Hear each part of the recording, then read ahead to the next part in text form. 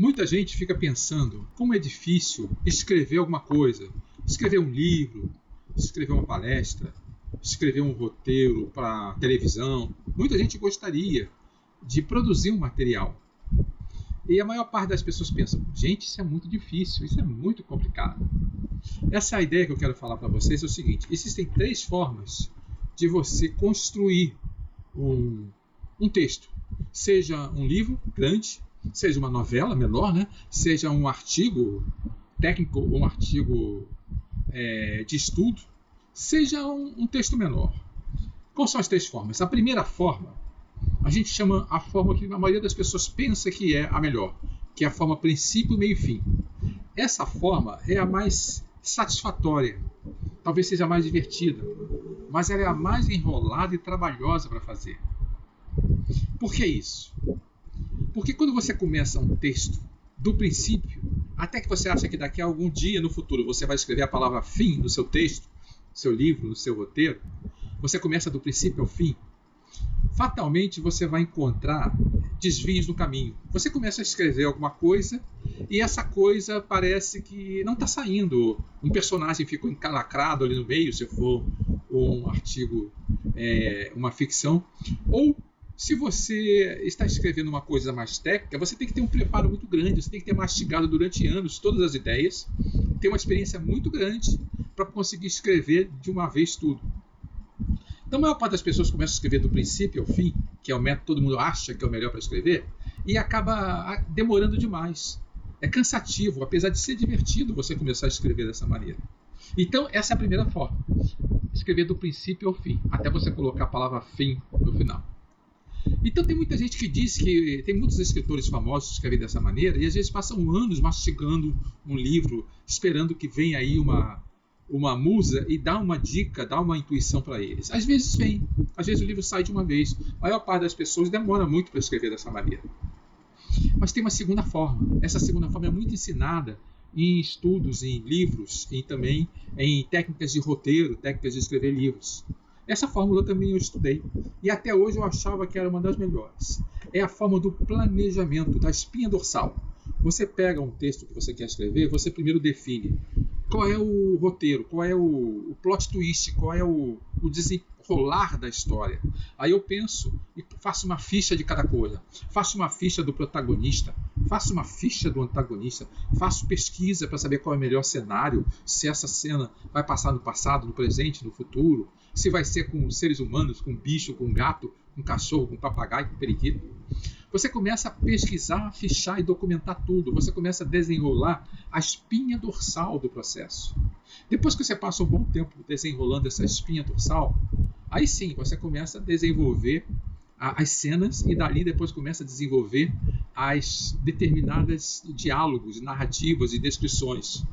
Esse processo costuma ser melhor para evitar que a pessoa fique encalacrada na história.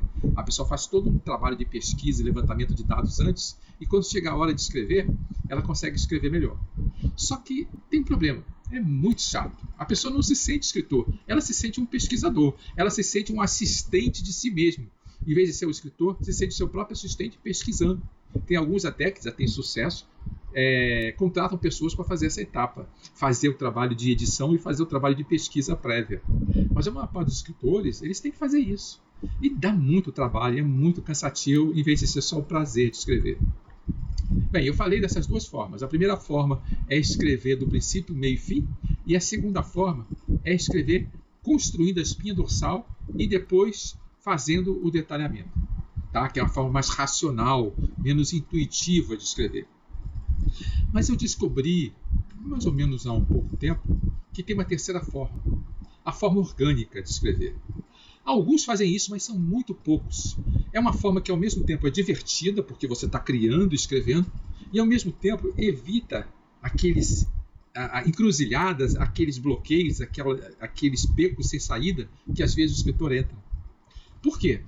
Porque ele constrói o texto de forma orgânica. E como é isso? Então vou fazer uma analogia com os organismos. Se você vê um feto de qualquer animal, um bichinho, um gatinho ou de um bebê humano, se você vê ele dentro do feto, ele já tem vestigialmente a cabeça, os braços e as pernas. Se for, sei lá, uma raposa, um gatinho, ele vai ter a cabeça, os braços, a perna, o tronco e também lá, vestigialmente, a cauda.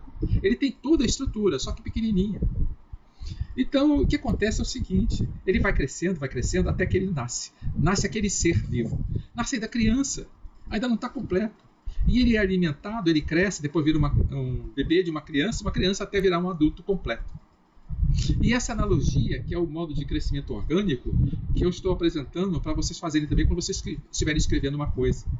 Quando vocês estiverem escrevendo, para evitar a dúvida, a procrastinação, a hesitação, esqueçam essa ideia de fazer algo perfeito de primeira, de sair escrevendo um texto pronto, seja numa prova, seja num artigo, seja num livro.